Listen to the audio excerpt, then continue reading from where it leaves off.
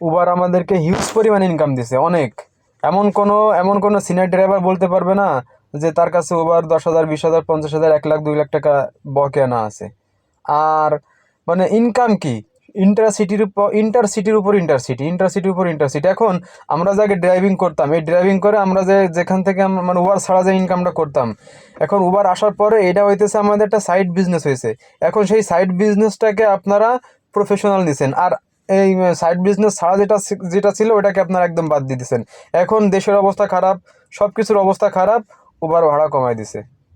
এখন কি করতেছেন আপনারা, কিংবা কি করতেছি আমি, এখন আমরা ওই বাসা থেকে বেরোই, উবার যখন টিপ কম আসে তখন আমরা উবারে গালাগালি করি যে উবার ভালো না, উবার ভালো না, উবার ভাড়া কমাই দিছে, ভাড়া কমাই দিছে। কেন ভাই, এই কথাটা কেন বলেন আপনারা? আপনারা এই উবার ছাড়া যেটা করতেন সেটা করেন। উবারকে আপনাদেরকে জোর করে ধরে রাখছে, উবারকে বলতেছে যে আমি কমিশন কমাই দিছি, তারপর আপনার প্রতিদিন সকালবেলা গাড়ি নিয়ে বের হইতে হবে, বাধ্যতামূলক আপনার বের হইতেই হবে। এরকম কোনো বাধ্যবাধকতা করছে আপনার উবার? করে নাই। আমারও করছে? করে নাই। তারপর আমি উবারে গাড়ি চালাইতেছি। কেন গাড়ি চালাইতেছি? কারণ আমার ইনকাম করতে হবে, আমার সংসার চালাইতে হলে আমার গাড়ি চালাইতেই হবে, সেটা যেভাবেই হোক না কেন। এখন এখন বলতে পারেন যে ভাই, উবার আসার পরে তো আমরা সব কিছু বাদ দিয়ে দিছি। কেন বাদ দিয়ে দিয়েছেন? আমি কেন বাদ দিয়ে দিয়েছি? এখন আমরা, এখন আমি পুরোপুরি উবারের উপর নির্ভরশীল। আমি উবারে আসার আগে যেটা করছি আমি সেটা কেন বাদ দিয়ে দিলাম? আমি কেন সেটাকে রেখে উবারকে সাইড বিজনেস হিসেবে ধরলাম না? কেন ধরলাম না, এটা একটু আমার বোঝান। এটা তো আমারই ভুল নাকি?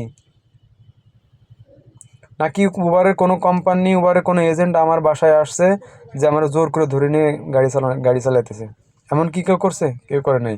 তাহলে আপনারা, আমরা, আমি ইচ্ছা করেই উবারে গাড়ি চালাইতেছি এবং ইচ্ছা করেই উবারের দৌড় দিতেছি। কেন? এটার কি কোনো যৌক্তিকতা আছে? আপনার ভালো লাগে না, আপনি উবারে গাড়ি চালাবেন না। উবারের দোষ না দিয়ে দোষ আসলে আমার নিজের দেওয়া উচিত। কারণ আগে আমি সকালবেলা বাসা থেকে বের হইলে আমি ইন্টারসিটি পাইতাম, 2টা 3টা ইন্টারসিটি মারলে আমার 5,000 6,000 টাকা ক্যাশ হয়ে যেত। কিন্তু আমার কাছে এখন ইন্টারসিটি নাই, উবার ইন্টারসিটি নাই। কেন?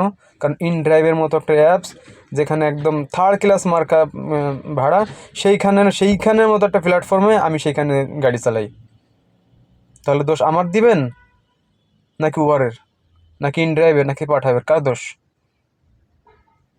উবারে দোষ দেওয়ার আগে আমার নিজের নিজের চিন্তা করা উচিত যে আমি দোষটা আসলে এখানে কার। আপনি, আমি এখান থেকে গাজীপুরে 200 টাকা, 500 টাকা, উত্তরা থেকে গাজীপুর সদর 300 টাকা হইলে চলে যাই, সাপোজ বোঝাইতেছি। তাহলে উবারে যে প্ল্যাটফর্ম যে খারাপ হবে না, কেন হবে না, একটু বোঝান আমারে।